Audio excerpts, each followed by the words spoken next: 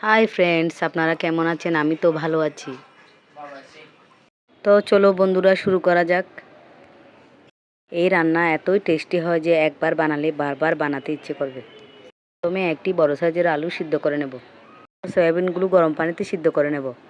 পরে একটি চাকনির সাহায্যে জল ঝরিয়ে নেব। আর একটি পাত্রে সয়াবিনগুলো আর আলু সিদ্ধটা চটকে নেব। ভালোভাবে চটকে নিতে হবে যাতে কোনো কিছু গোটা গোটা না থাকে। আর চটকানো আলুর সাথে কিছুটা পেঁয়াজ কুচি, ধনেপাতা কুচি, কাঁচামরিচ কুচি, হলুদ, লবণ আর একটু বেসন দিয়ে দেব। সবগুলো একসাথে মেখে নিয়ে গোল গোল শেপ করে গরম তেলে ভেজে নেব।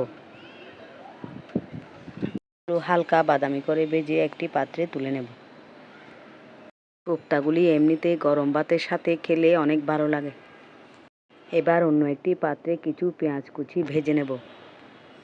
পর 1 চামচ হলুদের গুঁড়ো, লবণ, আদা বাটা, মরিচের গুঁড়ো আর কিছু টমেটো নিয়ে ঢাকা দিয়ে কিছুক্ষণ সিদ্ধ করে নেব।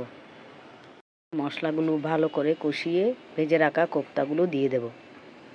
থেকে কিছুটা ধনেপাতা কুচি দিয়ে দেব। এভাবে একবার হলে ট্রাই করে দেখবেন, অনেক টেস্টি হয়। ভালো লাগলে পাশে থাকবেন।